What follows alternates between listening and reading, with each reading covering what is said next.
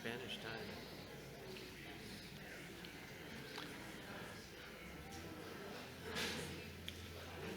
Excellent. Thank you. Good luck. Thank you. Okay, good morning, everybody. Welcome to the last day of the Science of Consciousness Conference. The Festival of Consciousness starts this afternoon. We have two more plenary sessions. The first one is a new area for our conference. You may have noticed there have been quite a few reports of unidentified aerial phenomena in the last few years. It actually goes back a long, long ways. And we think, as the title of our first speaker's talk is, it's really all about consciousness. Stupid. Now, he doesn't mean you're stupid. He's going to tell you that. And the speaker is, before I say that, I want to remind everybody to take part in the consciousness survey run by Iman Sparouche, which you'll see these things around, or you can just take a picture of the QR and go from there. It'd be very useful. And so without further ado, I want to introduce our first speaker, who is Ross Coulthart. He is a journalist and runs the reality checks show on News Nation, which deals a lot with UAPs and UFOs and so forth. And the title of his talk is, It's All About Consciousness, Stupid. But he doesn't mean you. Thanks very much. Thanks very much. So about 8.5 years ago, I was finishing a job working at the Australian 60 Minutes show, a public affairs show, and I was thinking about, over a 30-plus year career, what's the issue, the biggest issue that I've not been able to report as a journalist?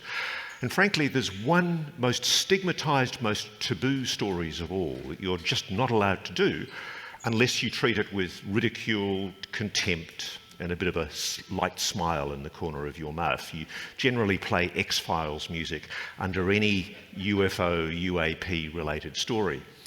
And so it interested me, it sucked me in. I'm fascinated by contrarian stories that take you into places where you're told you shouldn't go there. And it took me down a rabbit hole because I must confess I came in with a confirmational bias. Like most journalists, I thought it was all nonsense. I was genuinely of the impression that UFOs are very much a fabrication by the United States government to conceal aerospace technology. It never occurred to me to look at the history, and so in the early parts of my research I started reading the files of the CIA, many of which have been declassified, the files of Project Blue Book, and the many books that have been written by historians and by people, first-person witnesses, about what they've seen and experienced. And I realised there's a counterfactual history that hasn't been told, which is that UAPs are real, that there is empirical data, there is evidence to say that there is an anomalous phenomena that has been manifesting itself for many, many decades, if not millennia. I suspect whatever it is, it's been with us all our lives. I suspect it might explain a lot of what material science chooses to ignore, which is the mythical world of the so-called paranormal, which I think we're all uncomfortable with. I'm schooled in the scientific method, and I think it's the best way we have for measuring things. But as you'll see, I think it has problems.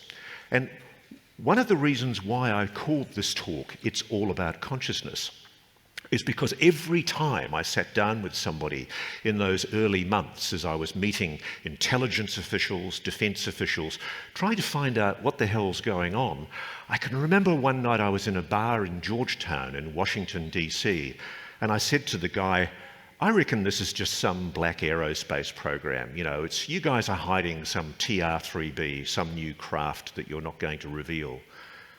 And there was this kind of embarrassed pause, and he leaned across the table and he said, Ross, it's real. And I went, what do you mean? And he went, it's real. UAPs are real. He says, you've got the wrong steer here. I'm here to tell you they're real. And then he said it to me, and just about everybody else said it to me, it's all about consciousness. And it's me that's stupid, not you guys, because it's taken me 7 years to come to the realization that UAPs really are all about consciousness. And to start off, I think we should go back to our origins. We humans, in order to understand our world, for many, many millennia, we've sat around fires and told stories. And if there are two stories that we tell the most, it's what happens to us after we die, which I think the whole consciousness idea is wrapped up in. You know, essentially, is our body just a meat computer? When we die, does our sense of self die with it? Stephen Hawking, when I read his book, The Grand Design, I always find it very confronting when scientists state categorically that we're just biological robots and that there is no soul per se. And I'm not in the least bit religious, but it seemed to offend something intuitive in me. The idea that essentially when we die, we just die. And we've had a good life, thanks very much, move on. That's the first of the conundrums that we all sit around the fire thinking about. And the second one is, are we alone? Are we the only advanced life in the universe? And obviously, I think statistically, the evidence is overwhelming that there must be other forms of advanced life in the universe. Even conventional mainstream science accepts that that's an extremely high probability. The official position of the US government is that there is no evidence of extraterrestrial life or extraterrestrial technology. And they keep on saying this. It's become the holy mantra of the Pentagon's UFO investigation office, AARO. They state categorically there is no evidence. And yet, even on the available historical data, I know that's not true. And as I eventually began to discover, there's been the most extraordinary cover-up.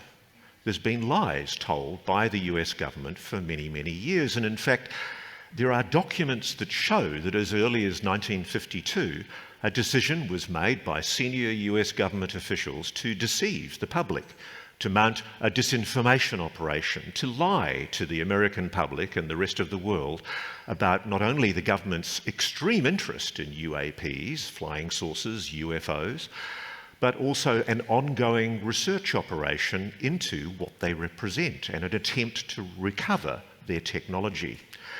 And one of the things that I find is concerning is the reluctance of mainstream science to engage with this subject seriously, because I found myself talking to scientists inside what I now believe is a legacy UAP retrieval and reverse engineering program. And I didn't come to this lightly. I believe the United States government, overwhelmingly on the evidence, is concealing extensive knowledge of recovered non-human technology. It's a big call, I know, but there are witnesses, and as you'll see, I've been involved in breaking some of those stories. Why is there, though, this issue about science's engagement with the UAP topic, and why am I, as a journalist, why was I so nervous about engaging with the topic when, in fact, when I looked at the evidence and used the investigative skills that I had, I realised it was real. And it's all this bloke's fault. René Descartes, as you know, he was the father of the scientific method. 388 years ago, he conceived the whole idea of the scientific method. And it's brilliant. It's been a fantastic way for measuring our world. As you know, he wrote the discourse of the method and explained his hypothesis. But what people don't know is that in another of his books, which he'd written earlier, Meditations and Passions of the Soul, he actually wrestled with the fact of what I'm talking about, which is the soul. He couldn't deal with the idea that humans don't have a soul. He was in an era, of course, of great great theological belief. And he knew that the Catholic Church would probably give him a caning if he expressed any doubt about religious ideas. And so he espoused the notion of a soul. And in order to explain his idea of a soul, he conceived the idea of a dualist explanation for human nature. As I say here, the res extensa, the material body, and the res cogitans, which is the mind, the soul. And frankly, I think it was a cop-out.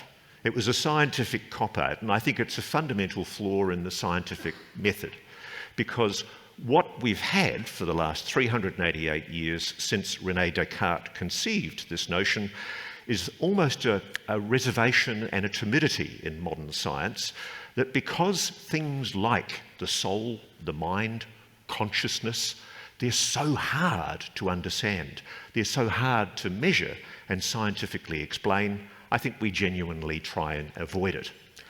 So what I did as a journalist, I started looking in my early research at physical things, empirical data. And in the Australian archives, there are records of UFO sightings, as there are in countries all over the world, but these were done by military witnesses. And one of the most interesting places is this military base called Northwest Cape Harold E. Holt Naval Communications Station, literally in the middle of nowhere on the edge of the Australian outback desert, sitting on the edge of the Indian Ocean. And its purpose, oddly enough, most Australians still don't know this, is to communicate with American nuclear attack submarines in the Indian Ocean. And when the early Poseidon nuclear submarine missiles, thermonuclear missiles, were installed on American nuclear attack submarines, American nukes would sit around about 80 feet underwater, just out of sight of satellites, and the VLF communications in these transmitters, which rise 300 feet in the air, would communicate underwater and communicate with the subs. Why am I telling you this? Because one of the most famous UFO sightings of all time happened at this base. It was seen by an American deputy base commander, and it was reported. This is a top shot of it. It's a weird hexagonal shape, which of course invites all manner of paranormal conspiracy skepticism. But there's a fireman called Bill Lang, who was sitting by his fire engine, looked up and saw this 30-foot wide solid sphere hovering over the base. And so did the base commander. And the interesting thing was, this document was provided to a UFO researcher in an act of probably magnanimous overstretch by the Defence Department in the early 70s. And it disappeared from the archives after it was leaked. There does seem to be a deliberate culling of data where there is substantial and probative evidence to support the notion that there might be something highly advanced hovering over sensitive facilities. And there is definitely a link between facilities that are linked to nuclear weapons and UAPs. Whatever they are, they're taking an interest in our nuclear weaponry. And this sighting, by the way, happened in October '73, within minutes of Henry Kissinger raising the DEFCON warning to DEFCON 2. The world was on the brink of nuclear war, and at the very time that Henry Kissinger raised the DEFCON level, a UFO hovered over the base for quite some period of time and was seen by multiple people. Interestingly enough, in my continued pursuit for the physical, I found myself talking to people who work at this place, which is the space tracking station owned by the American Air Force that operates in this same part of the Australian outback.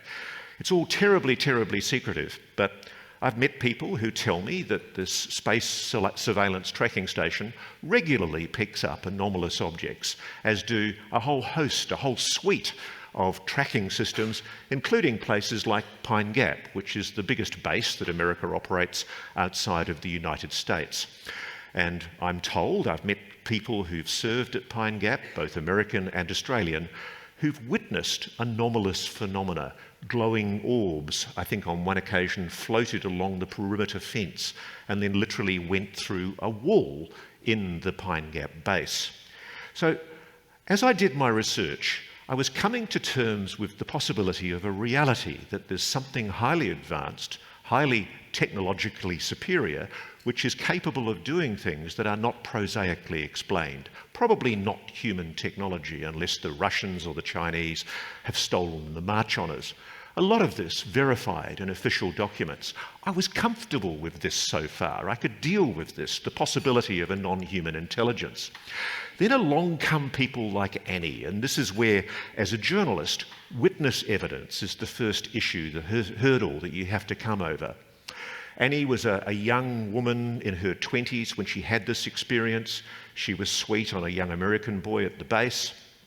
They finished late at a farewell for him and his friends, and at about 1 in the morning she was trying to get a ride home to Exmouth, which is the Australian town, and 2 federal policemen offered to give her a lift. They were security at the base.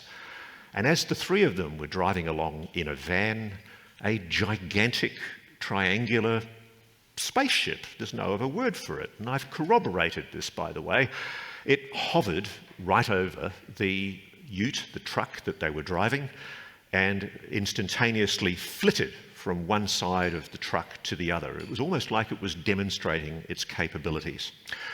And Annie, not the least, was completely shocked and surprised, and she went through, interestingly enough, a series of quite intimidatory experiences where the American military tried to scare her from ever talking about what she'd seen or experienced.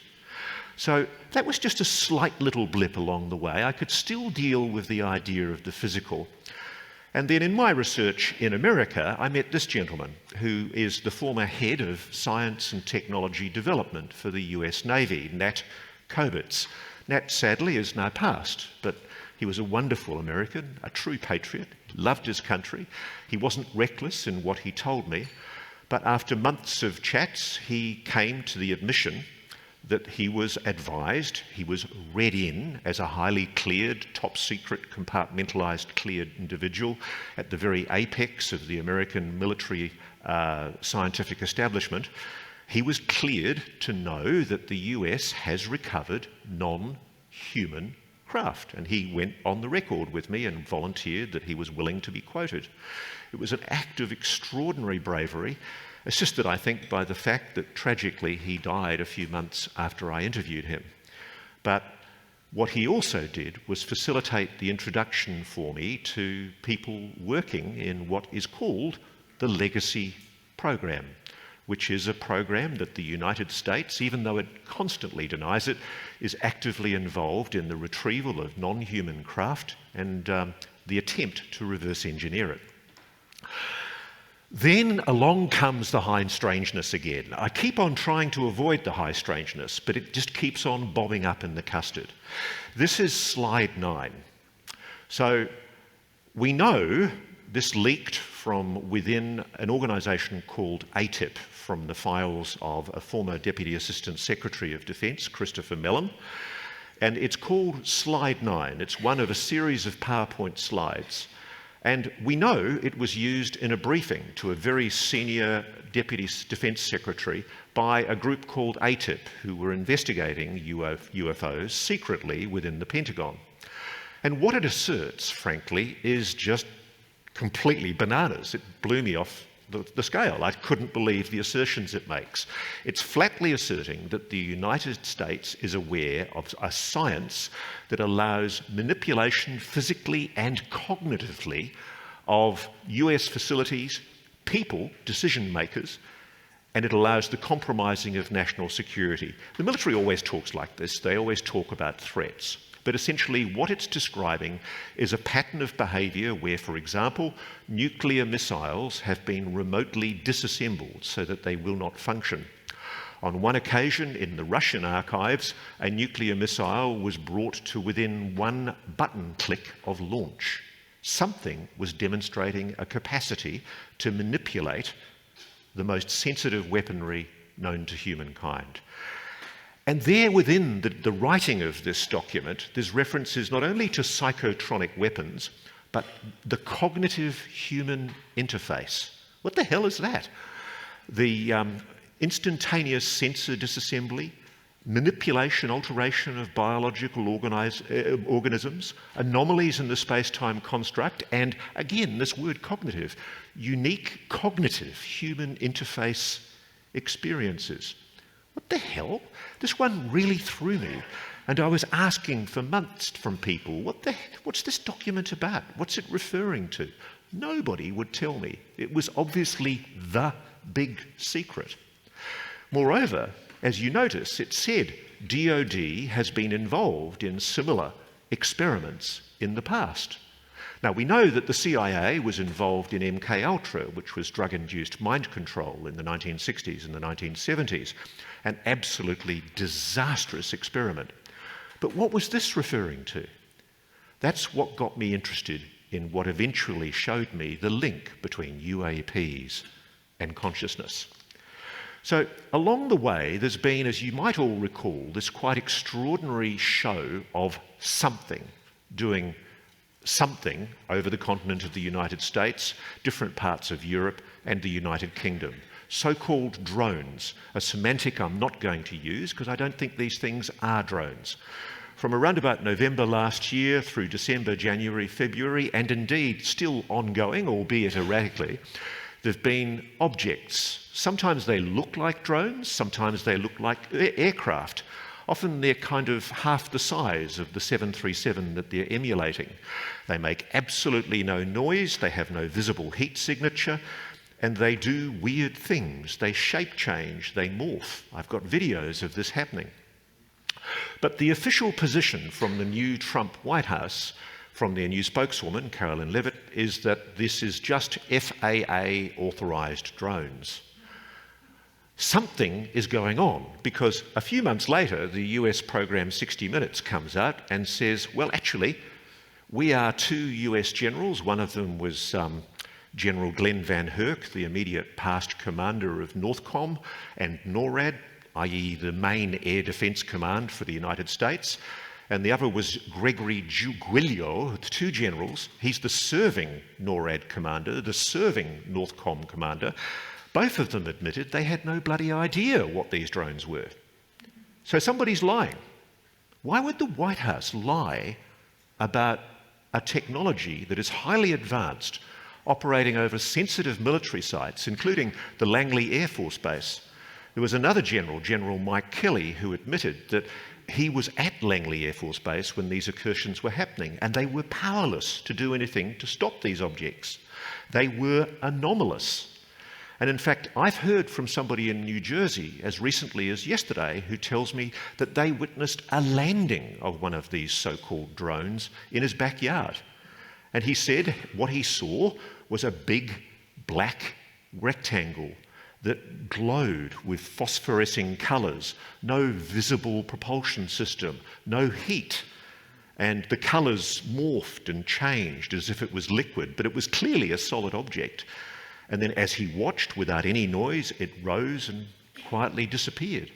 But he described to his horror how whatever it was, and this is the first hint of that cognitive interface, it was like it was reading his mind.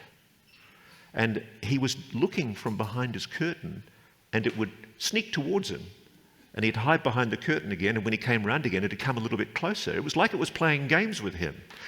And he was so freaked, he went and got his handgun and went and hid under the sink in the kitchen. And he described to me, he actually authorized me to use the video that he sent me. He didn't film the object on the ground, but what he did film was quite extraordinary imagery where he's tickling it with a green laser light. And he's a bit embarrassed that he was doing that because that's a criminal act. And it certainly wasn't a plane, because the more he tickled it with his green laser light, it would respond. It would pulse, it would jump across the sky a bit, and he was talking to it. And sometimes he was willing it in his head to come closer or move to the left, move to the right, and it was responding. Interesting.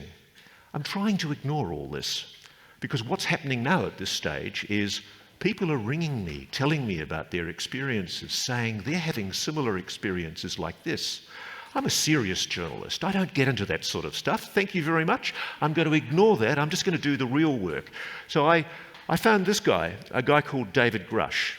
And I felt comfortable telling David Grush's story because he's a former very senior National Reconnaissance Office, National Geospatial Intelligence Agency spook.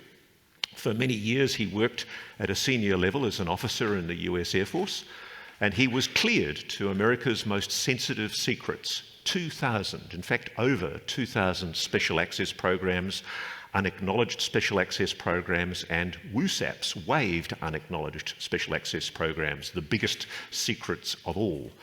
And at one stage, he was a liaison with what the Pentagon was secretly doing, which was investigating UFOs, even though they formally denied that they were doing it. It finally came out in 2017, by the way, in the New York Times, that they had been secretly investigating UFOs despite their denials. And so David revealed the existence on the record for the first time of what he'd discovered, which is that the US has indeed been recovering non-human craft, alien technology, and that they have had an extensive reverse engineering program for many decades that they have illegally and probably criminally kept from the knowledge and oversight of Congress. And in an act of extraordinary patriotism and courage, he went public with me on News Nation and in Politico with my friend Leslie Kane. And what happened? Nada. Absolutely nothing. Then along came this story, and this is the one where finally that issue in my peripheral vision that I had been ignoring for so long, I just couldn't ignore it anymore.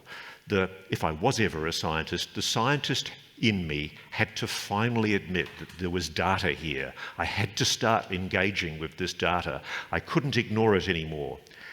And so what Jake Barber told me, Jake's a former senior intelligence operative who worked under non-official cover, so-called NOC. He was working for an unnamed aerospace contractor, which, to protect himself, he hasn't named, and he was working at a secret American facility, which, to protect himself, he calls the Range. And in the course of a one-on-one interview with me in January this year, Jake exclusively revealed that he had worked for many years in the retrieval program, assisting sections of the US military and intelligence community and a private aerospace contractor in the retrieval of alien spacecraft. Holy hell. That was one thing for me, but the next thing was, not only were they retrieving these craft, one of the things people often ask me is, it's the saddest thing, people know about Roswell, 1947. How are they bringing these things down? If these alien craft are so advanced, why is it they crash all the time? Well, the reason they crash all the time is because the US government has been summoning them with psionics. And this is where your mind will get blown. Jake's since gone on to create an organisation called Skywatcher, and he calls psionics neuromeditative signalling. And I think it's fair to say at the moment Skywatcher's having mixed success with the demonstration of psionics, but basically they are exploring the hypothesis that there are individuals who have the ability to create a cognitive interface, if you like, with a non-human intelligence or some kind of non-human technology using your mind. The suggestion being that the human brain is perhaps some kind of transmitter or attenuator or receiver, which in some way is allowing itself to connect with whatever that technology or that perceived intelligence is. And this is an ongoing Skywatcher operation. The man in the chair is a friend of mine, and I've been with him when he has demonstrated this ability. I was at Esalen last year. Some of the people here were at Esalen with me, and Jordan had told me at 4 o'clock in the afternoon that we were going to see an orb. And sure enough, that night he summoned an orb. Now, I can't say there was causation. I can say there was correlation, because certainly at exactly the point that he said there was going to be an orb, there was. It was quite extraordinary. And what I'm excited about is that Jake Barber, who's given a big finger to the Defence Department with his willingness to investigate this, is pushing on, using the Skywatcher group, funded by American private equity, to investigate this phenomenon, to investigate this quite extraordinary claim that some people have psionic abilities that allow them to communicate with some kind of external intelligence, an immaterial intelligence, some kind of, wait for it, consciousness. Interesting, isn't it? I think there's a connection between UAPs and consciousness because of what we're exploring here. Just looking at how much time I've got. It's 40 minutes, isn't it? I've got about 10 more minutes. That includes questions. Okay, no worries. So, there's a whole discovery framework that you can find on Skywatch's website where they explain what they do.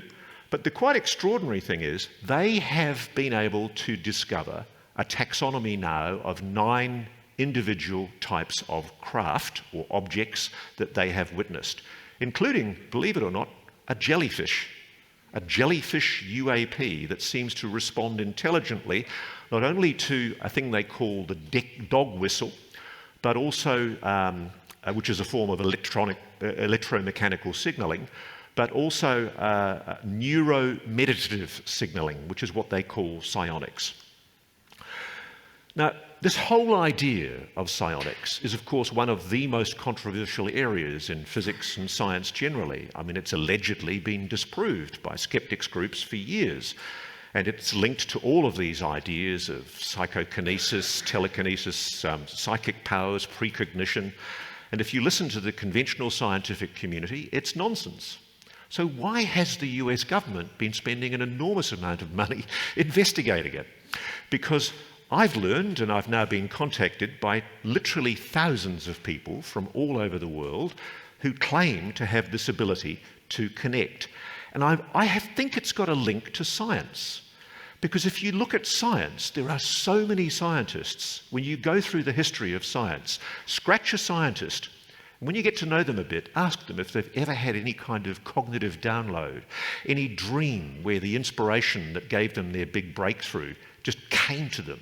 And there's so many of these. I won't bore you with all of them, but Friedrich Kekule, who conceived the benzene ring. Nikola Tesla, he actually said, "The motors I build were exactly as I imagined them. I made no attempt to improve the design, but merely reproduced the pictures as they appeared to my vision." Scientists are getting downloads. Niels Bohr said the structure of the atom came to him in a dream. One of my favourite people, Srinivasa Ramanujan, he had a dream where he had a red screen that he saw as flowing blood that gave him mathematical formulas. After the dream, all he did was write down those formulas, and they gave some of the biggest mathematical breakthroughs of the 20th century. Paul McCartney, when he wrote Yesterday, he woke up and had the lyrics and the chords for Yesterday in his head, and all he did was write it down. Interesting.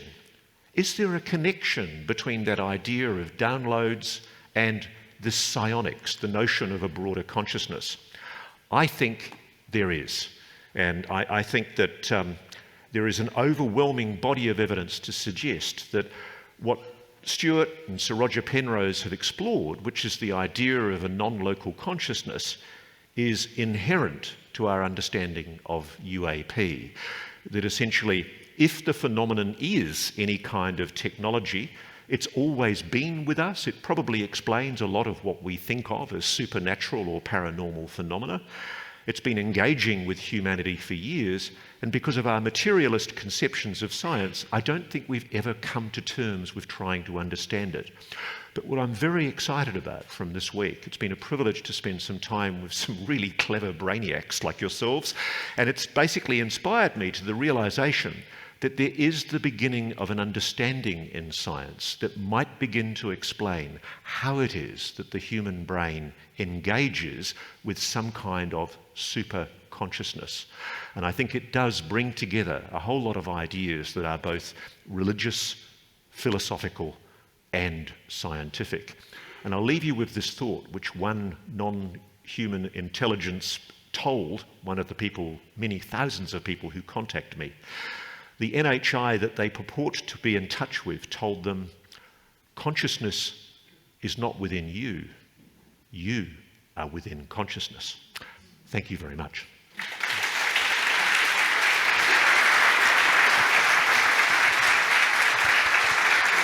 All right, thank you. We have time for some questions. Questions? Right there, that lady.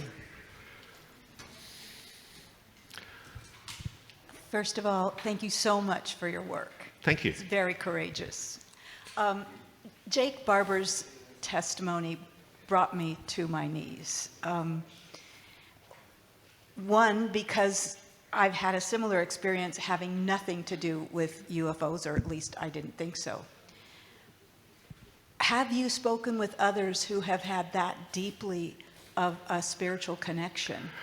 Yeah, so for the benefit of our audience, what the questioner is asking, Jake Barber, when he did the interview with me, he literally burst into tears as he described the moment where he, a hardened Tier 1 trained combat soldier, suddenly discovered that he was making a mental connection with an alien intelligence connected to the egg-shaped object that he was lifting in his helicopter in a covert operation for the American military. And he said he felt this overwhelming love, a kind of a feminine divine that engulfed him so much, he was flying on night vision goggles and started weeping. He couldn't control his emotion. And I can tell you, I keep in touch with Jake. I told him this morning, I'm talking to you guys today, and he said, give them all the best. And it's transformed his life. And there are many thousands of people. I have never, ever, as a journalist, had a response as I've had. There's somebody in this room today who's come all the way from Sweden to share with me their story about the NHI that they maintain, still in contact with. There are people all over the world who purport to be in contact with a non-human intelligence. And the freaky thing about it is, many of them say independently the same things. They report the same events. They make the same claims. One of the big concerns is environmental, a fear that we're destroying our planet, which is, as you would all know, it's a fairly glib and easy thing to say. But one of the other things they talk about is the risk of quantum AI. It's a consistent message. Whatever this NHI is, it appears to be trying to communicate a message about the disastrous combination of AI when it reaches quantum. Apparently it will destroy humanity. That's the prediction from NHI. I have no way of proving that. But should I, as a journalist, not investigate those claims just because they come immaterially from people who are making claims about something they're having a connection with? Should we just ignore that? Or should we engage with it and try and understand it? Thank you. Back there, but let me make a quick comment since you mentioned our theory, and that is to say that the propulsion, as you mentioned, of these craft, there's no heat signature. They just zip, zip, zip, and don't leave a vapor trail, which suggests to many that they're bending space-time, creating a hole and falling through it. Yep. And if they can mess with gravity, that means they may be in touch with quantum gravity, which is Rogers' mechanism for consciousness, which makes a connection. So I've asked other people this, if you or anybody finds any tissue from the pilots, the non-human pilots, please find out if they have microtubules. Seriously.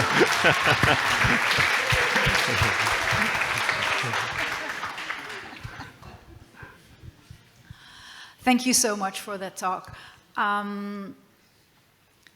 As those of us who have been researching this for quite a while know that there is evidence out there that there has been re-engineering and production of man-made UAPs, and that there are actually quite a few out there, you know, as listed in Stephen Greer's documentary, The Lost Century.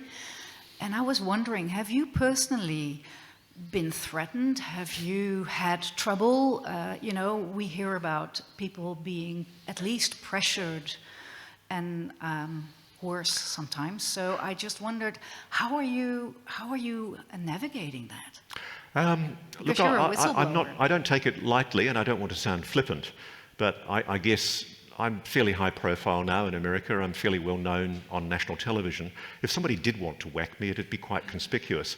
But more importantly than that, I can honestly tell you one of the reasons I'm doing this is because there are people inside the program, scientists, good people, patriots like Nat Kovitz, who I told you about, people Nat introduced me to, who are furious that the American public and the world are not being told about these technologies. And I didn't believe any of this. I freely admit to you, I thought this was a wacky conspiracy theory, you know, nonsense. The rationalist in me was going, this is just crazy. And when I got into the psionics thing, for months I rejected it. I just couldn't deal with the idea that people are engaging psionically or neuromeditatively with craft. It just seemed too absurd. But what I'm really struck by is there is a strong patriotic desire of goodwill from people inside that program who think you, the public, have a right to know this. And I think the American government, for the first time in 50, 60 years, is feeling the squeeze. It's reluctantly allowing Congress people to hold hearings on the Hill into UAPs. There's legislation before the Congress which is looking at imposing mandatory disclosure on different government departments to disclose what they know about UAPs. There's an ongoing FBI investigation into the possible criminality of acts committed to conceal this program, including murder. So, yes, there are dangerous people, and my friend Jake and David Grush, two people I've encouraged to go public to speak about this, they've suffered terribly for what they've done, and it's a raw act of courage for somebody to be a whistleblower and be prepared to step forward. And frankly, I'm more worried about them than I am about myself as a journalist. Thank you. One more, this gentleman right here. Thank you very much. Can you speak to the similarities to near-death experiences? Maybe you have Okay, this is really interesting. So, one of the things I've learned to ask people who are having these experiences where they claim, and I say, I'm not necessarily saying I accept all of this, but they claim they are having contact with non-human intelligence. I've learned to ask the question, have you died? And it's amazing how many people have died. You know, they've been brought back from near-death experiences. And they always look at you in shock and they go, how did you know that? And it's a real issue. Another one is combat soldiers. A lot of guys and women who've been in really traumatic war zone situations where their life's really been on the line. It's almost as if there's a thinning of the veil between this life and whatever is next. It really has, I have to admit, it's certainly woken in me as a schoolboy who was very irreligious because I was sent to church every day. It's made me think just maybe we should start being a little bit more spiritual, not necessarily religious, but opening up to the possibility that there is something that transcends death. Because a lot of people are reporting to me that there is something that transcends our physical bodies, a consciousness, dare I say, a soul. Okay, let's give a big round of applause to Ross Coulthart for a fantastic talk.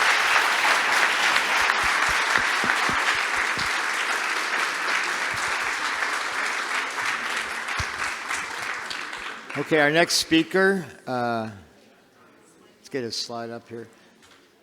Our next speaker is Brannon Wheeler, who is a professor of history at the U.S. Naval Academy, who has a very interesting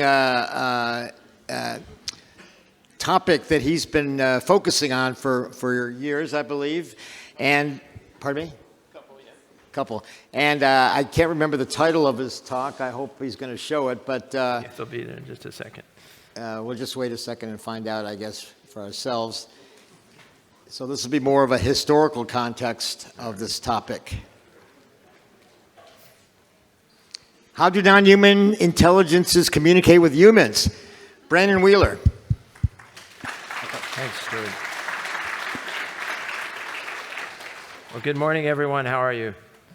So I feel very humbled and privileged to be able to share with you some of my ideas and my thoughts, and thank you especially to Stuart for inviting me and allowing me to share my ideas.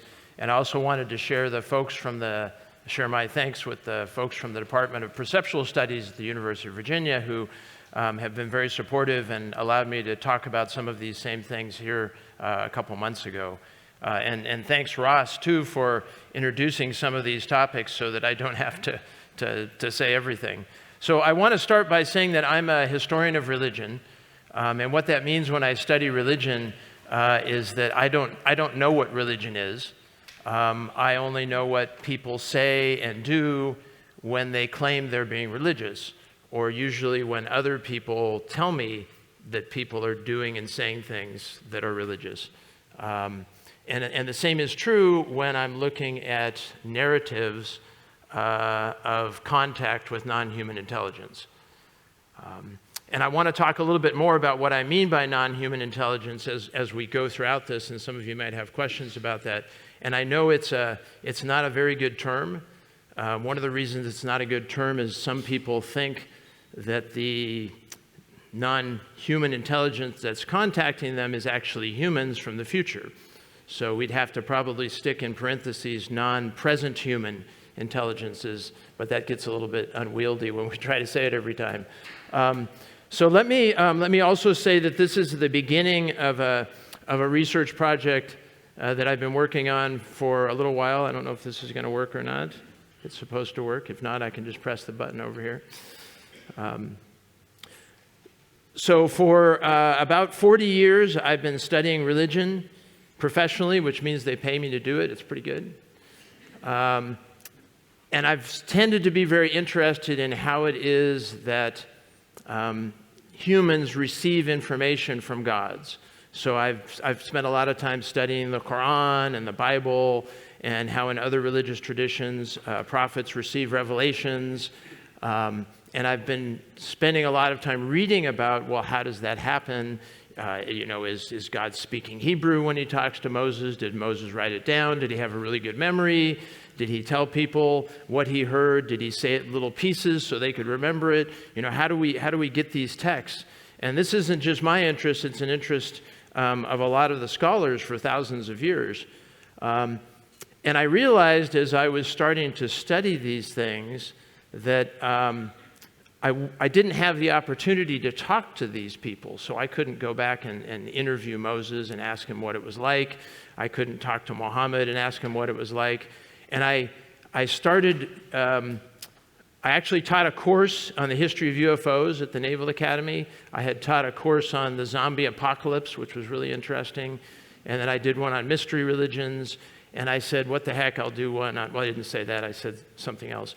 But I said, I'm going to teach a course on history of UFOs, and nobody blinked, and so I did it. And I spent probably a whole year just trying to find scholarly works on the study of UFOs. And I was specifically looking for social scientific works, so by sociologists, anthropologists. There are quite a few historians of religion who deal with this. So some of you probably know the work of Diana Pasulka or Jeffrey Kripal, and these are pretty big names in the field of religion. And as I did the research, I discovered two things. One is that there's very little serious social scientific work being done on this. And the other is that I came across, trip on the chair there, even later, was that there's a huge field. So you can't just say I'm studying UFOs. You have to say, well, I'm studying the nuts and bolts part, right? I'm studying the makeup of the ships and what's the physics of that, how does it work? Or I'm studying the conspiracy theories, the mythology of where did that come from, or there's a government hiding certain things. Or I'm studying actually the people who are in contact with these things. So I realized at that point that for my whole life I've been interested in science fiction. When I was a kid, I watched every episode of The Outer Limits, which is much better than The Twilight Zone. I've been rewatching them all now and taking notes. It's very interesting. I've always been interested in that. So I thought, well, I've actually been interested in this my whole time, because when I've been interested in science fiction, it's really the same interest I have in religion. I'm interested in these worlds that people imagine, these worlds that people inhabit. And then they write about them and they tell us about them. So this first slide is just a list of, I think there's probably 24 different books up there that are kind of like the top books on first contact.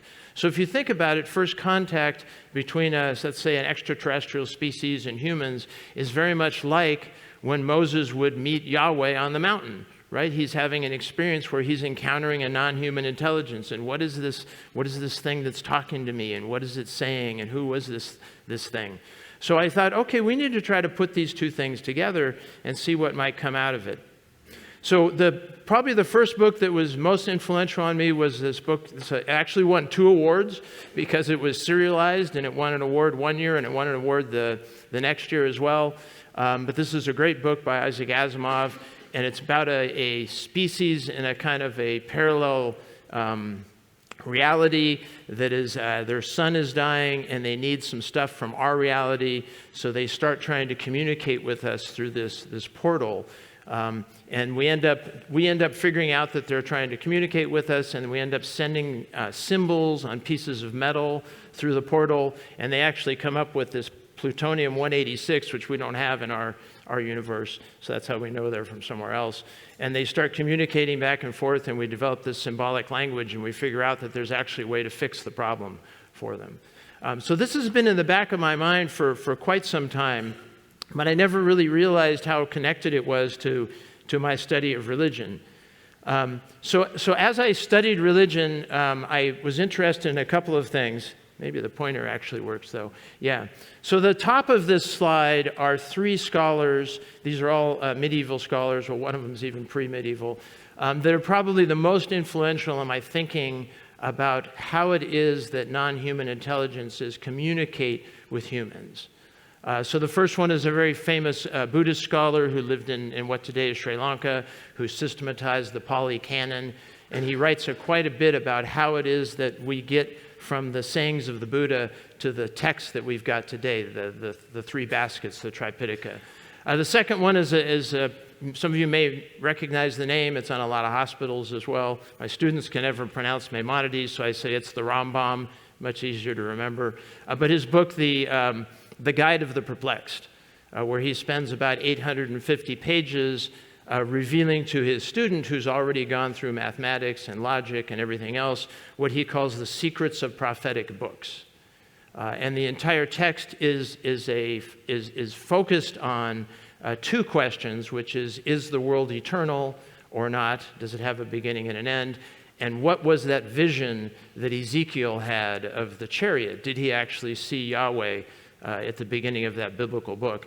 But through the course of the book, he talks a lot about how non-human intelligence communicates with humans. That in one part he actually says that God intentionally lies to people because he needs to, first of all, teach them things, and they can't actually know things that he knows, so he has to explain it using lies.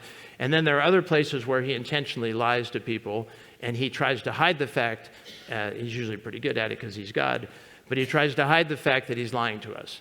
So it's a very interesting approach to this. And the final one is a Muslim scholar, Suyuti, and this book is his, in Arabic we would call it something like the collection of Quranic sciences, and it's his attempt to try to collect everything we know about the Quran, how it was revealed, how it was collected, so forth. And the bottom names there, and I noticed this morning that all except for the top one are all French. These are all the people who are most influential in my study of thinking about how we understand the relationship between the connection of a non-human intelligence and religion. Like, how does that work? I mean, Durkheim is my favorite, but I think we need a little bit from Levi-Strauss to try to figure that out.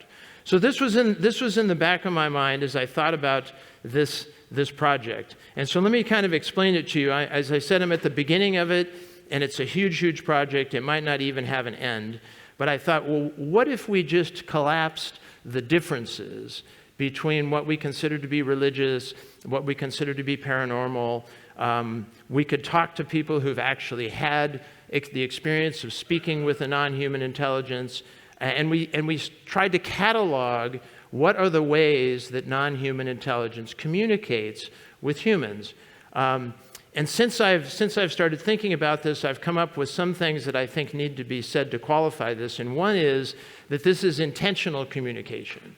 So these are cases where the reports that we have where communication is occurring, that the non-human intelligence is intentionally attempting to communicate with humans. So it's not as though you're walking around and suddenly you have an insight or something and you accidentally stumble across this. So I've divided it into 2 types, which I also realize is really problematic. So this is the first type, which is the verbal type. And this is just a small portion of the list that I have. I have a Google Doc where I'm just putting stuff in every time I get a different example. So some of these are biblical things. The first few there, of course, are obvious ones. I'm going to give you a couple of these as separate examples in just a minute. And then some of them are from people who have told me their contact narratives. So as Stuart said, during the past 2 or 3 years, I've started being connected with and speaking with a lot of people who have had experiences. So sometimes we call them experiencers or contactees, and putting in here the things that they've told me or things that I've read from other contexts. So a lot of this might be really familiar to you. I gave a talk before the DOPS talk on the 9, which is, I'm very interested in Uri Geller's experiences with Puharich and some of the stuff that's happened. And that's a whole other topic that I've gone down the rabbit hole on. So let me give you a couple of examples of these verbal ones. So this is the passage from 4th Ezra. It's also called 2nd Esdras. Depends on what kind of Bible you're using. Sometimes the names are changed. But you can just see, I feel like if I point to one, there's so many screens in here, it won't be very helpful. But you can see about part way down, his mouth, he had this drink, which I call a fiery Red Bull, because he drank it and he was awake for several days.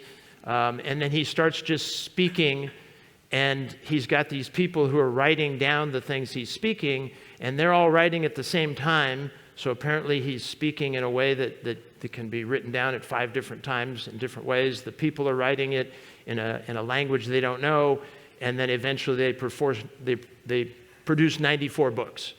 And the really interesting part is that only 24 of them are public. The other 70 are hidden. So we don't actually have those books unless you've got access to the secret stuff. I can tell you where to find it if you're interested. So this is another example that was from that other list. You can read it. It's from usually the Latin reference to the text is up there, but I put the Greek one because we think it was written in Greek sometime in the 1st century, and then probably by the 3rd century we have the text that we have now. But this is a well-known figure, this guy Helkasai, who is considered a heretic, of course, by the church. But he had this book given to him by these 96-mile tall angels, which at first I thought was quite unusual, and then I started seeing pictures in Islamic manuscripts of angels that were several miles tall. So this is a feature that you find quite a bit when describing angels. And the third one, this is also from the 9, but this is from later. For those of you who might be familiar with the story of the 9, this is a collective or group of entities that were channeled by a number of different people. Almost all of the channelers were connected with Andrea Puharich, who was a U.S. Army surgeon who was very interested in the paranormal. He was one of the people who was primarily involved with starting up the remote viewing program that was the Stanford Research Institute with Hal Puthoff and Russell Targ, Clive Baxter with the plants. All of that stuff was going on. So Puharich, before that and even after that, was very interested in the 9, this collective entity. So this is from a later text. So this is from Barbara Schlesinger's. Actually, the channeler was a person named Tom, or Bobby. Tom was the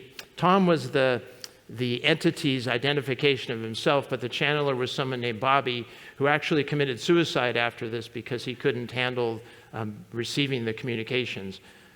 In most of the cases of the channeling of the 9, the channelers did not remember anything that they channeled. So, for example, Uri told me, actually it was pretty funny, he said, you should read Puharich's book about me.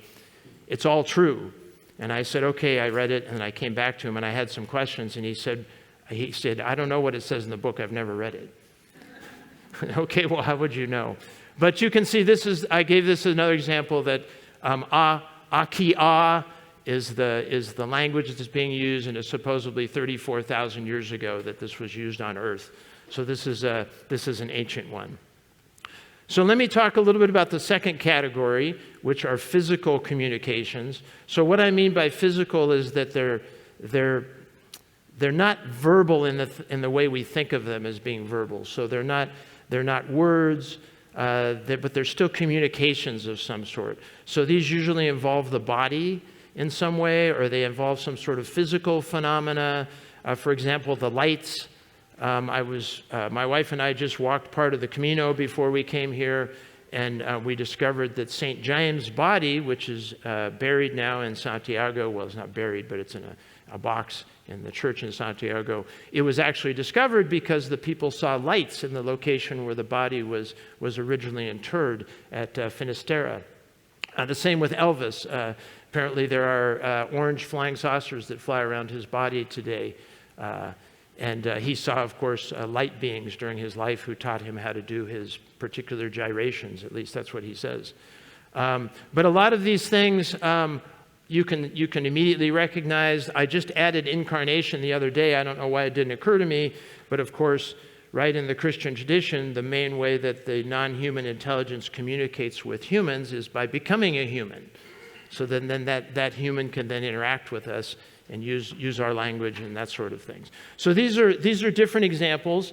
And again, I'm going to give you a couple of close-ups of them. So this is a well-known case for some of you. This is a guy named Nader who visited a shrine.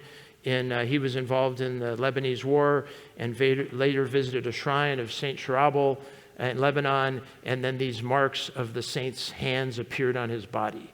So it's a type of stigmata. Stigmata is something that occurs, of course, in medieval contexts. Usually people get wounds in their hands and their feet and in their side the same way Christ did. And then at certain occasions during the year, like Easter or other places, they'll start to bleed. There's actually a very interesting Croatian priest that has stigmata on his face and he has a cross on his forehead and marks on his body that bleed a couple different times during the year. And he received them at a place off the coast of Croatia where UFOs are often seen. So he actually went to the site, and that's where he got the stigmata. So there's usually a connection there with extraterrestrials. So the next two slides I don't know really what to do with. But I figured, well, I'll show it to really smart people and maybe they'll tell me what to do with it. But there are two examples that I wanted to use. And the first one is this Japanese example. So up in the top corner, I have just a diagram of what these mounds normally look like. These are called sutra mounds. And the little circles are the rocks. And this is what the rocks look like. So each rock has a Chinese character written on it. And if you take the entire mound as a whole, it's the entire Lotus Sutra. But of course you can't read it, right? You don't know what order the characters come in, and even if you got all the rocks out, you might not figure out which ones are supposed to go where. And it's usually that there's a jar buried underneath it, which would have a paper copy of the Lotus Sutra as well. So maybe that's supposed to be a guide. So these were very common in Japan beginning in the 10th century up through the 12th century because the Buddhists there believed in something called Mappo, which was the end of the world. And as the world progresses toward its end, people start to forget about Buddhism. They start to forget about the Buddha. They start to forget about his teachings, and his teachings start to disappear. So the idea was if we put it on rocks, that it would be preserved. Or if we buried it in the ground, you might think Dead Sea Scrolls, for example, is a similar sort of thing. People wanted to bury and preserve the scripture. But the reason I think it's interesting, and it's part of my nonverbal one, is that you can't actually read it. You can't look at this and say, oh, I know what the non-human intelligence is trying to communicate. And the same thing goes for these early, what are called uncial manuscripts. So these are some of the earliest Greek manuscripts we have of the Bible. These are from about the 4th century. And even if you don't know Greek, you can tell it's all in capital letters, and there's no spaces between any of the words, and there's no breaks between any of the sentences. So how do you use a text like this? I suppose if you had the entire thing memorized, you could use it as a kind of aid. But this is a physical representation of non-human intelligence communicating with people. So it's part of. I'm trying to illustrate what's in my two different baskets. So the third thing I wanted to show you for non-physical is cattle mutilations. On the left-hand side are the main sources that you could use if you're interested in learning more about cattle mutilations. Those are the main scholars, the main collections of the mutilation cases themselves. And then on the right is just a very, very partial list of studies of sacrifice. And so what I am very interested in is that for hundreds of thousands of years, at least 10,000 years, human beings have been told by non-human intelligences to mutilate animals. We've been told to cut certain pieces off, burn certain pieces, eat certain pieces, bury certain pieces.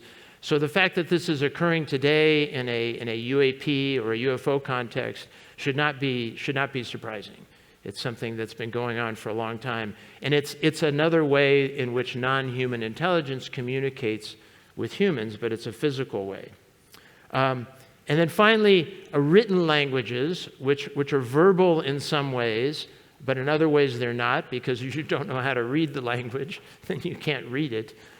These are some examples. So the bottom one is from John Dee, who was an English sorcerer, psychic, scientist, who learned how to communicate with angels by summoning them, and then they would do like an immersion thing where the angel would speak and they'd try to learn the language. And they eventually came up with Enochian, which is the characters there. This one here, the one that looks like it's taken from a screenshot from someone projecting it, in fact is. It was a talk that happened at the Archives for the Impossible in Texas, and then one of my friends sent it to me. But these are examples that have been sent to Whitley Strieber. So people send him letters and they say, these are the characters that I've seen when I've had my experience. And then the one on the far left is supposedly taken from an egg-shaped sphere that was recovered by a military group. That it was, as Ross was saying, it was psychically brought down, and when it came down, it had this writing on it, and then they're trying to decipher it. I was also told, I can't say who told it to me because I promised I wouldn't tell them, not that it's, I signed a disclosure or anything, that there are certain military teams that go out to recover UAP that actually learn Sanskrit, because Sanskrit is supposed to be the language that's closest to the one that's used by the people operating the UAP. So some of these things take the form of books.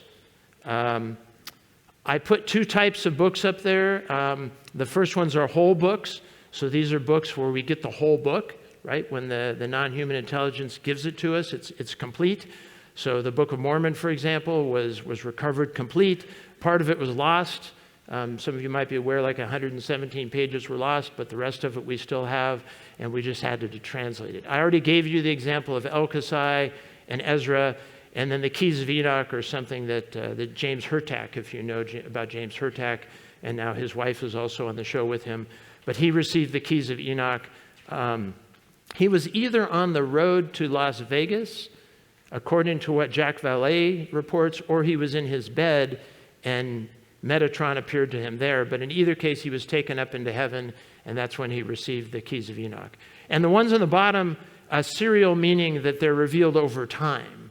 So the NHI just gives you a little piece at a time, and then over time you collect it all and you put it into a single corpus. What's interesting is in both of the cases, but more likely in the second case, we have multiple versions of these. So this is one of the handwritten pages of the Urantia book, which would appear on the desk or in the safe of the people who are receiving it. And even today, there are people who are receiving corrections from the angels. And finally, I want to end with I want to give you time to read this, but this is a friend of mine, and he has written this. It's been published, so that's why I put it up there. Otherwise, I wouldn't share it with you, but I didn't give you his last name. Just give you a second to read it, because I think it connects a couple of the different things that I'm talking about.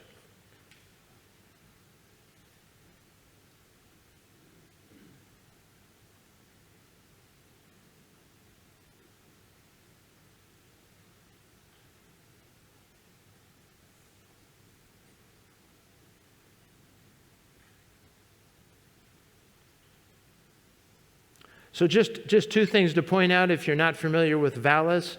VALIS is the Vast Active Living Intelligence System, which is well known from the Philip K. Dick books. Near the end of his life, Philip K. Dick actually had a contact experience, and he actually claims that many of the things he wrote were given to him from VALIS. VALIS is also very closely connected with the Nine, but also David actually had a vision of VALIS, and he talks about it here, but he talks about it in other places where he actually just saw it as a computer with a laptop, not like a desktop computer, a big one, and all the keys on the board had these symbols, which he has described to me as every symbol of the language that's used by this race, which is called the River, that live 56,000 light years from here, contains the quantum reality that it represents. And I don't even know what that means. But he said that these beings cannot lie because their language and their communication only communicates reality as it actually is, which is one of the reasons they're so interested in us, apparently, because we lie about everything and we're not even sure about the things we think we're not lying about. So let me just end with questions. These are some questions that I have. I ask a lot of questions. I don't have a lot of answers. And I usually like to ask the questions of people who can give me answers if possible. And you can kind of see by the questions where my thinking is going. And I'm not interested in trying to pin down or make a complete corpus of all of these things, but to try to think about the way that communication works between a human intelligence and a non-human intelligence. And if you're not familiar with this image, this is from the Mirror Universe episode, so the original episode where they go to the Mirror Universe, and this is the bad Spock, right? And so he has to mind meld with the good McCoy so he can actually figure out what's going on and fix the whole problem. But let me end there, and if there's time for questions, I would love to hear some answers from you. So thank you very much.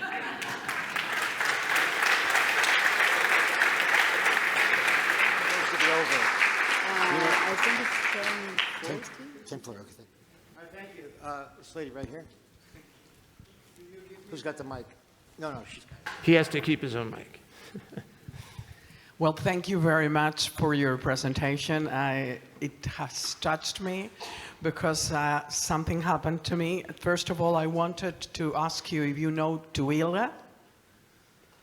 She was the one that was contacted from a long, long time ago and has been receiving messages from Ashtar Commander. Okay. Have you heard about Ashtar? Yeah. Okay, well, I don't know if that is related or not, but the thing that happened to me when I was 12 years old is that someone gave to a friend of mine that had a public open shop an envelope that said for Raquel, my name. Yeah. So I opened the envelope and it had photocopies just like this that said Worldwide Evacuation Project. So I said, what in the world is it? I was 12 years old. I didn't understand anything. Why did they give it to you? I don't know nothing. So I went to my house with that, and I left it on top of the table. When I went to look for it, it had disappeared. My mother probably saw it and threw it in the bin or something. So I forgot about it, really. I mean, and I kept on my life. And when I was 23, I went to move away from my house. And the first time that 1 week after only that I am living there, all of a sudden, I look at the mailbox and I saw something sticking out and I say, hey, who knows that I'm living here already, you know? It's very weird because it didn't even have my name on it. I just knew it was my thing, but I didn't put my name on it. So I just sticked out and it was a white envelope saying my name, and inside it was Worldwide Evacuation Project. Wow. So then I was just moved there 1 week. So some friends came along to help with the boxes and everything. And what happened is that all of a sudden in one of the boxes, the thing went away. So I couldn't read it either. So you haven't read it? So no, wait a minute. Oh, wait, it's so coming. the last was that I got married. I went with my Argentinian husband. And what happened? That I went to Buenos Aires, not Madrid, Buenos Aires. And I am in Buenos Aires in a library. And all of a sudden, I take 5 books. I put them on the top of a table. And a woman comes and starts looking at the books. And I say, those are my books. And he says, no, those are not the ones you have to read. You have to read this one. And she goes like that, takes one book, and it gives it to me, and it says Worldwide Evacuation Project. And all of a sudden, I looked at it. I started seeing that it was not photocopies anymore. It was in the book style. So I was going to talk to this woman. She had disappeared. So And is it in Portuguese or Spanish or English? the woman talking The text that you talking had. in Spanish, Yeah, because but I'm Spanish. the text was written in what language? Spanish. So I read finally. I finally read it, and because it had passed like 15 more years, so it was 12 years, 23, and then 30 something I was. So how could you explain such a thing? Because It's a great story, and I would love to add it. no, to it's my, not story. It's my life. Well, I mean, it's a narrative of yeah. I don't mean story that is not true, but a great telling of the experience you had. Well, the thing is that reading the book, finally, what it says, and maybe it's a message that I need to give, it says that if that happened in the event of, because they say that they are over there with their galactic spacecrafts and everything, and this commander, this Ashtar commander, is ready to evacuate the people that had high frequency levels of consciousness. And therefore, what happens is that they go first, afterwards the kids, and afterwards all the rest of the population that are able to maintain calmness. So they say not to be fearful at all if some nuclear event comes or some physical natural event comes. Only the two things. They will intervene then, because if in any other case they will not intervene. So if they say they are very accustomed to do that in many, many planets, so they can do it in 10 minutes, and they say if all of a sudden a spacecraft like that appears, there will be a light, a beam light, okay? So go toward it without any fear at all, and just let yourself be lifted. Wow. Thank you for sharing that. Very interesting. Next question. Before you, did you say higher frequency of consciousness? Yes, that's what. Like megahertz, gigahertz, terahertz? Well, it's a good thing you're doing these conferences, yeah. Okay, excuse me. What time is this session supposed to close? I'm a little confused. Over there, anybody know? 10:30? 11:10. No, there's only two speakers, so that can't be right. I think that's when the next one starts. Let's say 10:30. So go ahead, please.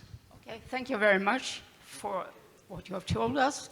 I would like to comment a bit upon your first question about communication with aliens, or whatever we call them. I am a writer and an experiencer, and I have had many opportunities to communicate in different ways with different beings, whatever they are. And I found there are two ways of communicating. And one is via the mind, and which is connected to your brain. And that is what we call telepathy, mind-to-mind talk. And there are some aliens or UAPs or extraterrestrials or whatever we want to call them, and they are mind-reading beings. So if we are telepaths, we can communicate with them without problems. But then there are the majority of them do not use the mind. They communicate via what we call spirituality or consciousness. And in order to reach out to them, we must connect to this, what scientists nowadays call the field, which is the field, the 0-point field of consciousness. And if we tap into that field, we also can communicate with a lot of other entities because they tap into the field from their side. And we are all connected to the field because we are all parts. Every one of us is a small part of this gigantic field. So there are levels of communication, mind levels and soul levels, because when we communicate via the field, the 0-point field, we communicate via our souls. And that's a much deeper connection. And that works wonderfully well once you learn it. Thank you. Yeah, thank you so much. Okay, we have a couple more questions. We have 10 minutes. Maybe we could have Ross come up and have a little panel here. But in the meantime, this gentleman right there. This is something which I've thought of many times as a writer, and I noticed on your slide about language being a virus. This woman here apparently has had communication from some unknown entities, and yet it was in a recognized language. There is an older sociological theory, which is the encounter with the mirror, where we gain ego, and then the incipience of language, where we learn to express the ego to others.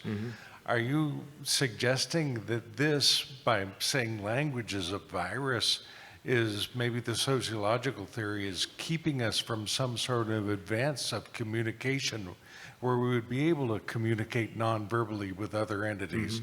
So are you saying this sociological theory, which is dated to the 1930s or earlier, is actually untrue and harmful? Yeah, thank you so much. There are a lot of myths, meaning in world mythology, where human beings only develop the ability to speak after they've passed from their ideal state, their kind of Edenic state, or the state like you're talking about where we could communicate with animals and plants and things. The idea that language is a virus actually comes from a writer. It comes from a literary source, but it's been used in UAP circles to suggest that the people, the entities visiting us wanted to communicate with us, but could not do so because we didn't have language. So they had to basically infect us. And once we had that, then they could use that in order to communicate with us. But it's not necessarily a good thing, because there might be, and people have told me this, that there are other entities that never caught the virus, or they got a vaccine for it, so to speak, so that they could move beyond that, right? Because if you think about all the ways that communication constricts us and requires social status and ego and all that stuff, if we somehow did away with that, maybe we would have a more direct connection with other realities and other life and other consciousness that we wouldn't have because our language separates us from that. May I ask a brief follow-up question? Can you see any way of overcoming the paradox that is implied by this, that if, say, I'm someone who I know how to communicate without language, to express that with other people, we must utilize language? Of course. Well, the last author on that one slide was Derrida, and his solution is silence. But how do you communicate with silence? I guess you can. Thank you.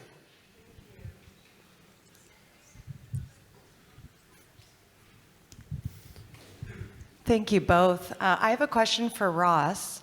So right at the end, you said the concerns from NHIs consistently from these experiencers are the destruction of the planet and warnings of the risks of quantum AI destroying humanity.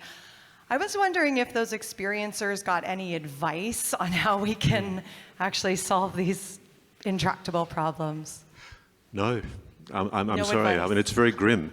I don't know whether as a journalist to take these seriously, because obviously, we're talking here about something that's not meant to exist. People communicating telepathic or psychically in some way with a non-human intelligence, the existence of which the US government formally, officially denies. And yet, on the official record, it's real. And we know that the US government has been researching and investigating it, and indeed treats it as a possible threat. There is no, I mean, a lot of people assert imminent catastrophe, geological, geophysical events, environmental degradation. Another theme is the slow sterilization of humans. We're not having babies anymore. And it's interesting, I guess the overall theme, I probably, to give you an idea, I'm getting about 10,000 messages a week. It's overwhelming.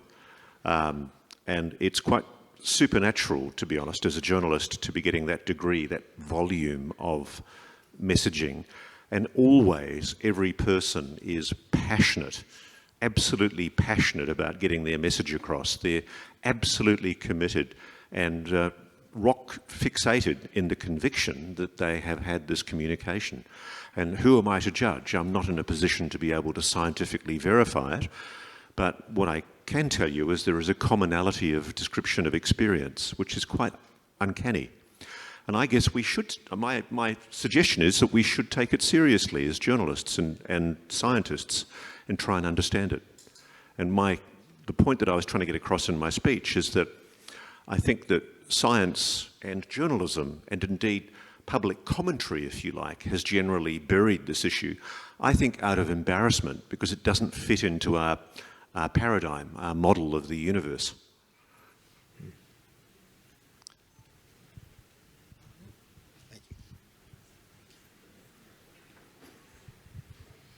Thank you so much, both of you. So it's kind of a question for both of you, really, or either.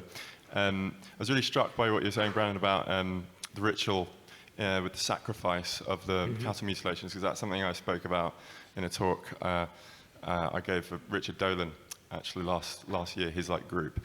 And I didn't know anyone else was sort of thinking about it in that way, so I'm really like to talk to you more about that. Oh yeah, please. But that's surrounding the whole occult association as well, demonology, angelology, with these kind of phenomena. I'm not going to list different examples, but I'm sure you're aware. And also, Ross, what you were saying about the association with near-death experiences, that's something that I've been talking about at conferences as well. Excuse me, please be brief. We have a few minutes. Sorry. So just to say, simply, just the connection. If you guys could just riff more on specifically that connection about near-death experiences, death, the afterlife, religiosity, and ritual specifically regarding the UAP, NHI thing. Yeah. He's looking at me, so I guess I better go first. I think there's some very easy structural similarities, parallels. So, for example, in ancient religions, there are a series of rituals that the priests and other people have to go through in order to make contact with the god or the angel. And today we have people talking about protocols that you have to do in order to prepare yourself to initiate contact. Even, we have a term now, right, CE5, right? So the fifth type of encounter is the one that's human initiated. I think most of the mythology that I've seen, most of the narratives that I've seen, I'm constantly surprised that there's almost a complete overlap with ancient religious practices. And I don't know if that means that UFO belief, if you want to call it that, is a type of religion. Many evangelical critics of the belief in extraterrestrial beings, they believe in the UFOs, but they think they're demons, say that the reason that it's happening is because it's trying to pull us away from religion, to create a new religion. So there are other people out there who recognize the overlap between the two. And it's fascinating to explore that. And I would just quickly add to that one of the things that amuses me most is that the Catholic Church is possibly the biggest archiver of paranormal phenomena in the world. They have a whole archive that is devoted to the study of paranormal phenomena, and they've done this for thousands of years. And there's a Professor, Diana Walsh-Pasolka, who's doing some interesting work investigating what the Vatican archives actually show. The other thing that does fascinate me about the connection between religions and this is a lot of what religions describe, albeit controversially, I would assert are fundamentally UFO experiences. You look at Medjugorje, the religious miracle of the turn of last century. thousands of people, tens of thousands of people saw what, when you read the contemporary descriptions of the time, were glowing orbs, or in some cases, humanoid entities that appeared in a kind of a plasmatic cloud, not inconsistent at all with modern UAPology. One more question right here. This lady. Yeah, thank you. Thank you both.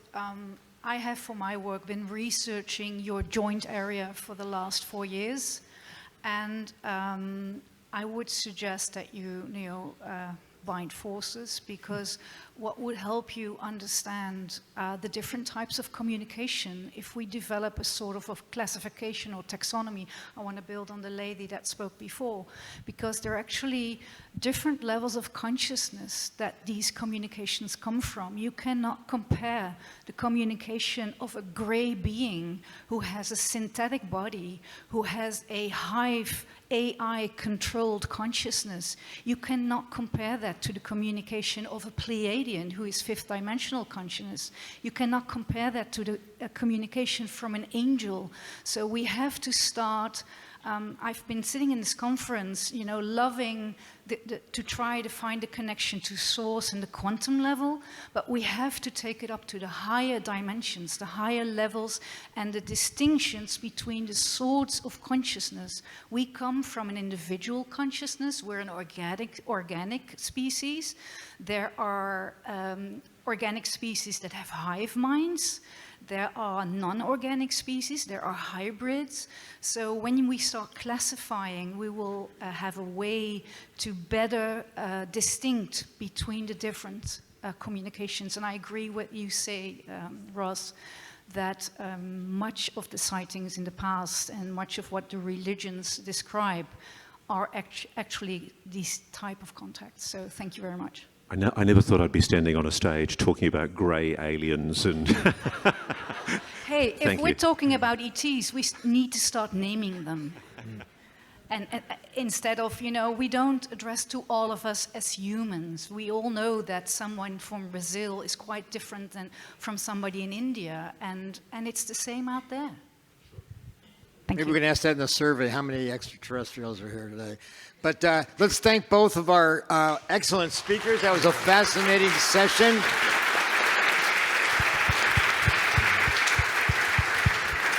And we'll come back at 11 o'clock for the final plenary. Thank you all very much.